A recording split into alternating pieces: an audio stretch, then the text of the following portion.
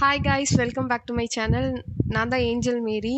So என்னோட இன்ஸ்டாவில் follow பண்ணுறவங்களுக்கு தெரியும், Q&A வந்து கேட்குறேன் அப்படின்னு சொல்லிட்டு ஆட் பண்ணியிருந்தேன். ஸோ அதில் நிறைய பேர் வந்து கொஸ்டின்ஸ் கேட்டிருந்தீங்க. அதில் வந்து ஒரு 10 கொஸ்டின்ஸ் வந்து சூஸ் பண்ணிட்டு வந்திருக்கேன்.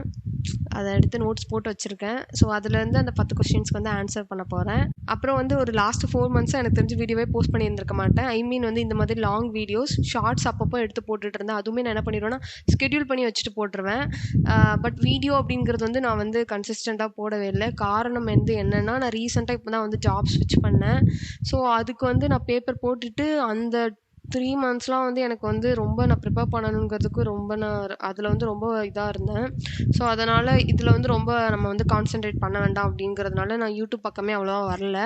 ஸோ அதனால தான் என்னால் வந்து ஒழுங்காக வந்து போஸ்ட் பண்ண முடியலை. மன்னித்து விடுங்கள்.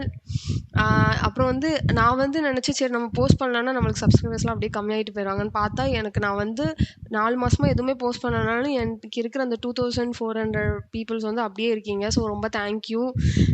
என்னை வந்து அன்சப்ஸ்கிரைபர்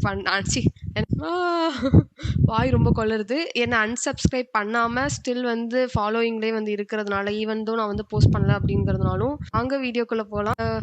நிறைய பேர் வந்து என்ன கேட்டிருக்கீங்கன்னா, இப்போது என்ன ஒர்க் பண்ணுறீங்க, எங்கே ஒர்க் பண்ணுறீங்க அப்படின்ட்டு. ஸோ நான் வந்து ஆக்சுவலாக வந்து இப்போ வந்து பேபாலில் ஒர்க் பண்ணுறேன். எப்போனா லாஸ்ட்டு ஃபெப்ரவரிலேருந்து ஸ்டார்ட் பண்ணியிருக்கேன். என்னோடய ரோல் வந்து என்னென்னா SDE 2 சாஃப்ட்வேர் இன்ஜினியர் 2. ஸோ நான் மோஸ்ட்லி இங்கே பேக்கெண்ட் தான் இப்போ ஒர்க் பண்ண ஸ்டார்ட் பண்ணியிருக்கேன். நான் இன்னுமே இங்கே வந்து அந்த டொமைன் எல்லாத்தையுமே வந்து இப்போ தான் கற்றுக்கிட்டு இருக்கேன். ஸோ லேர்னிங் ஃபேஸில் தான் இருக்கேன். செகண்ட் கொஸ்டின், உங்கள் சேல்ரி என்ன? சேல்ரி என்னன்னு வந்து நிறைய பேர் வந்து ஆர்வமாக இருக்கீங்க தெரிஞ்சுக்கிடுறதுக்கு. நான் வந்து விப்ரோவில் ஸ்டார்ட் பண்ணும்போது 3.3 LPAவில் ஸ்டார்ட் பண்ணேன். இப்போ பார்த்தீங்கன்னா எனக்கு அதை விட ஒரு ட்ரிபிள் மடங்குக்கு மேலே தான் என்னோடய சேலரி வந்து இருக்குது. So I am very grateful for that. இந்த சேலரி விஷயத்தில் வந்து எனக்கு வந்து என்னென்னா, என்னை பற்றி நிறைய காசிப்ஸ் வந்து போயிட்டு இருந்திருக்கு. என்னென்னா, நிறைய பேருக்கு வந்து தெரியும் நான் வந்து ப்ளேஸ் ஆகிட்டேன் அப்படின்ட்டு. எல்லாம் வந்து சொல்கிறாங்க, இந்த பொண்ணு வந்து 30 லட்சம் வாங்குது வருஷத்துக்கு அப்படின்ட்டு. இது என்னடா லிஸ்ட்லேயே இல்லையே, எனக்கே தெரியாது அப்படின்ட்டு இருக்கு. ஸோ அந்த மாதிரி காசிப்ஸ் பரப்புறவங்களாம் தயவு செஞ்சு பரப்பாதீங்க. அவ்வளோலாம் கிடையவே கிடையாது. பட் நிறைய பேர் வந்து அப்படி ரூமர்ஸ் பரப்பி விட்றாங்க, ஏன்னு எனக்கு புரியலை. நானே வந்து ஏதோ வந்து எல்லாரும் என்ன நினைக்காங்கன்னா, நம்ம அந்த சேலரிலாம் வச்சுட்டு வந்து ஆகோ ஓகோன்னு வாழ்கிறோன்னு நினச்சிட்டு இருக்காங்க. நம்மளுக்கெல்லாம் ஃபேமிலி ரெஸ்பான்சிபிலிட்டி அப்படிங்கிறதுலலாம் நம்ம இப்போ நான் வாங்குகிற சேலரிலாம் எனக்கு பத்தவே மாட்டேங்குது. நான்லாம் அப்படி தான் இருக்கேன். ஸோ வந்து எல்லோரும் வந்து என்ன நான் வீடியோ போடுறதுனால எல்லோரும் நினச்சிட்டு இருக்காங்கன்னா, நான் வந்து ஏதோ வந்து ரொம்ப பெரிய இதுன்னு நினச்சிட்டு இருக்காங்க. அப்படிலாம் கிடையவே கிடையாது. என் வீட்டை வந்து பாருங்கள், தூத்துக்குடியில், அப்போ தான் எங்கள் நிலமை தெரியும். அந்த மாதிரி தான் நான்லாம். ஸோ வந்து don't judge a book by its cover அப்படின்னு தான் சொல்லிக்க விரும்புகிறேன். நெக்ஸ்ட் வந்து ஃபேமிஸ் 1008ன்னு ஒரு ஐடியிலேருந்து ஒரு இது போட்டிருக்காங்க. உங்கள் சொந்த ஊர் என்ன? அவங்க வந்து ஃப்ரம் ஏரல், சென்னையில் வந்து பல்லாவரம்னு மென்ஷன் பண்ணியிருக்காங்க. என்னோட ஊர் வந்து தூத்துக்குடியில் செப்பத்தியாபுரம்னு ஒரு ஊர். அது தெரியுமான்னு தெரில நிறைய பேருக்கு. நெக்ஸ்ட் வந்து உங்கள் ஃபேவரட் பர்சன் யார், அதுக்கப்புறம் ரீசன் வந்து என்ன அப்படின்னு கேட்டிருக்காங்க. ஃபேவரட் பர்சன் அப்படிங்கும்போது அம்மா அப்பா என் தங்கச்சி அவங்களெல்லாம் தாண்டி இவங்க தான் என்னோட ஹோம்ங்கிற மாதிரி. ஸோ அவங்கள தாண்டி எனக்கு ஃபேவரட் பர்சன் அப்படின்னு கேட்டிங்கன்னா, என் காலேஜ்லேருந்து எனக்கு ஒரு ஃப்ரெண்டை ரொம்ப பிடிக்கும். அவள் நேம் வந்து ஸ்வாதி. ஏன் அப்படின்னு சொல்கிறேன்னா, என்னை எப்போவுமே வந்து அவள் வந்து இன்க்ளூடடாக தான் ஃபீல் பண்ண வச்சுருக்கா. அப்புறம் நான் வந்து ஐ மீன் வாலிபால்லாம் அப்போ காலேஜில் நான் இருக்கும்போது டீமே கிடையாது. ஆனாலும் வந்து எனக்கு வாலிபால் ஆட ரொம்ப பிடிக்குங்கும் போது நம்ம வந்து போய் வந்து அதை பற்றி கேட்கலாம், இனிஷியேட்டிவ் எடுக்கலாம் அப்படின்னு சொல்லி ஸ்டார்ட் பண்ணியும் நிறைய பேர் வந்து என்ன பண்ணாங்கன்னா, இதில் ஒரு தேவையில்லாத வேலை அப்படிங்கிற மாதிரி என்ன சொல்கிறது, நம்மளை வந்து ஒரு நக்கலாக தான் பார்ப்பாங்க. ஆனால் அவள் இல்லை, பரவாயில்ல வா ஜாலியாக இருக்கும் அப்படி சொல்லிட்டு என் கூட நான் எது சொன்னாலும் சேர்ந்து வந்து பண்ணுவாள். எனக்கு ரொம்ப பிடிக்கும். ஸ்டில் இன்னும் வரைக்குமே ஒரு நல்ல ஃப்ரெண்டாக இருக்கா. ஸோ எனக்கு என்னோட வீட்டை தாண்டி ஒரு பர்சன் ரொம்ப பிடிக்கும்னா அவளை எனக்கு ரொம்ப பிடிக்கும்னு சொல்லலாம். அது போக அப்பப்போ வந்து ஒவ்வொரு இடத்துல நம்மளுக்கு வந்து எதனா பீப்புள் வந்து எதனா ஒரு விதத்தில் ஃபேவரட்டாக தான் இருந்திருப்பாங்க. இப்போ எத்தனாவது கம்பெனி? இப்போ நான் வந்து என்னோட 3வது கம்பெனியில் இருக்கேன். How do you manage YouTube and work? இதை வந்து என்கிட்ட கேட்காதீங்க. நான் வந்து யூடியூப் வந்து சீரியஸ்லி சொல்ல போனால் ஒழுங்காக மேனேஜ் பண்ணலன்னு தான் எனக்கு ஃபீல் ஆகும். ஏன்னா நான் ஒழுங்காக மேனேஜ் பண்ணல தான். அப்பப்போ வந்து என்ன சொல்கிறது, ஒரு கேப் விட்டுட்டு பண்ணியிருந்தேன். மற்ற விஷயத்தில் நான் கன்சிஸ்டண்ட்டாக இருந்தாலும் இது வந்து என்னால் முடியல. ஏன்னா இதுலேருந்து எனக்கு எந்த ரெவன்யூமே இல்லை. ஜஸ்ட்டு வந்து எனக்கு பிடிச்சிருக்குன்னு வந்து நான் பண்ணிகிட்ருக்கேன். ஸோ அதனால் வந்து இதில் நான் ஃபுல் ஃபோக்கஸ்டாக எதுவுமே பண்ணல. ஏன்னா என்னோட மெயின் சோர்ஸ் ஆஃப் இன்கம் வந்து நான் பண்ணுற ஒர்க் தான். ஸோ நான் அதுக்கு தான் வந்து ரொம்ப டெடிக்கேட்டடாக இருக்கணும்னு ஃபீல் பண்ணுவேன். பட் ஸ்டில் வந்து எனக்கு யூடியூப்பில் வந்து வீடியோ போடுறது ரொம்ப பிடிக்கும். நான் இந்த ஒரு விஷயம் வந்து சொல்லணும்னு நினச்சிட்டு இருந்தேன். ரீசெண்டாக வந்து நான் என்ன ஃபீல் பண்ணேன்னா, ஐ மீன் நான் வந்து போடுற வீடியோ பார்த்துட்டு சில பேர் வந்து அக்கா வந்து நல்லா இருக்குது, அக்கா நல்லா பண்ணுறீங்க அப்படின்லாம் சொல்கிறீங்க. எனக்கு ரியல் லைஃப்லலாம் யாருமே அவ்வளோ வந்து மோட்டிவேஷனே எனக்கு சத்தியமாக கொடுத்ததே கிடையாது. 1, 2 பேர் இருக்காங்க, கைவிட்டு ஒரு இந்த 5 விரலுக்குள்ளே எண்ணி முடிச்சிடலாம். அந்த 5 பேரை தாண்டி வந்து பார்த்தீங்கன்னா, எனக்கு ஃப்ரெண்டுன்னு சொல்கிறவங்க கூட வந்து என்ன சொல்கிறது, அது வந்து அப்படி எதுவுமே வந்து சொல்ல மாட்டாங்க. நம்மள கிண்டல் தான் பண்ணுவாங்க. இதெல்லாம் ஒரு இதா அப்படிங்கிற மாதிரிலாம் எனக்கு பண்ணியிருக்காங்க. ஆனா வந்து நீங்க யாருன்னே தெரியல. இந்த வீடியோ பார்க்குறவங்கலாம் எனக்கு வந்து அது வந்து ரொம்ப ஓவர்வெல்மிங்கா சத்தியமா ஃபீல் ஆச்சு. ஸோ ரொம்ப தேங்க் யூ அதுக்கு.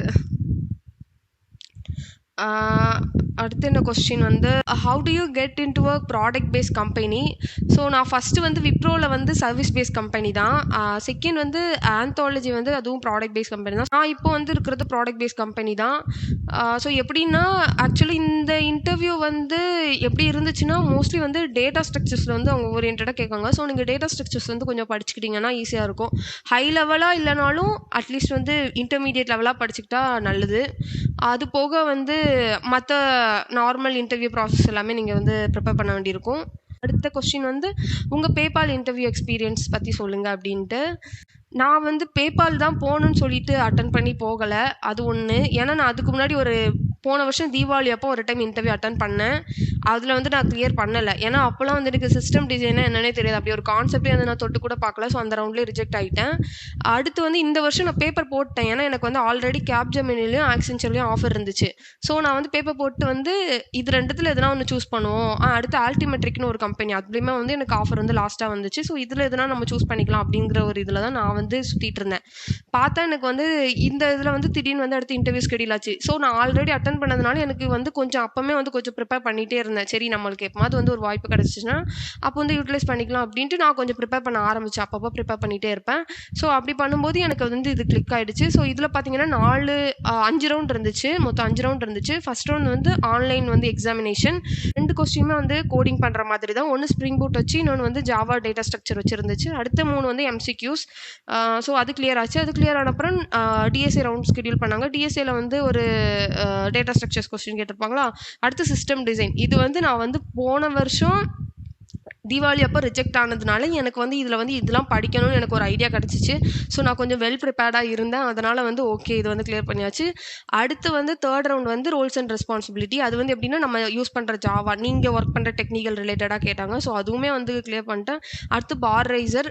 ஆக்சுவலி அது மேனேஜரல் ரோல் மாதிரி சொன்னாங்க. பட் எனக்கு கேட்டது வந்து கொஞ்சம் டெக்னிக்கலாக தான் இருந்துச்சு.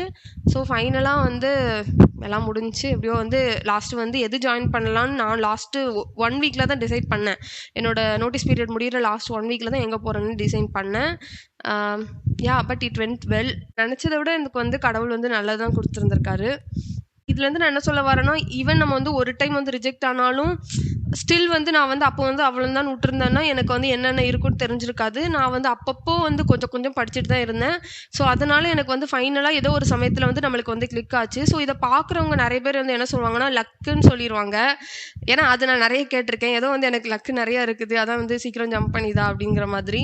பட் ஸ்டில் வந்து நீங்கள் வந்து எவ்வளோ எஃபர்ட் போடுறீங்களோ அது எப்போது வந்து உங்களுக்குன்னு ஒன்று இருக்கும்போது அது மீட் ஆகும்போது அது கிளிக் ஆகும். அது வெளியிலேருந்து பார்க்குறவங்களுக்கு லக் மாதிரி இருக்கும். ஆனால் நமக்கு மட்டும் தான் தெரியும் நம்ம எவ்வளோ ஹார்ட் ஒர்க் போட்டிருக்கோம் அப்படின்ட்டு. ஏன்னா எனக்கு தெரியும், நான் வேலை பார்த்து முடிச்சுட்டு நைட்டு 3 மணி 4 மணி வரைக்கும்லாம் உட்காந்து படிச்சிருக்கேன். அது எனக்கு தெரியும்.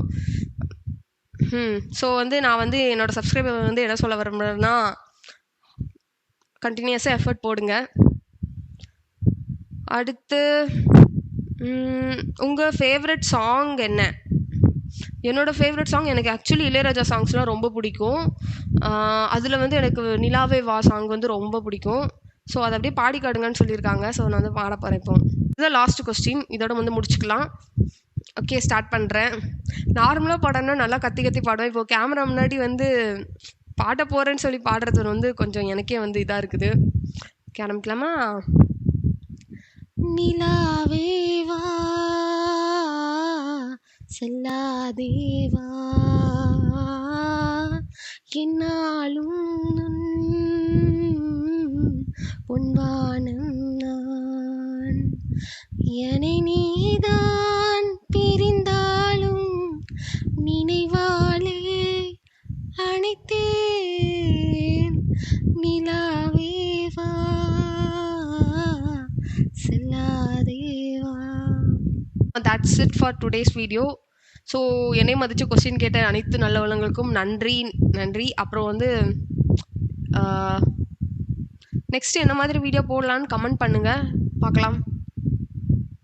பாய்.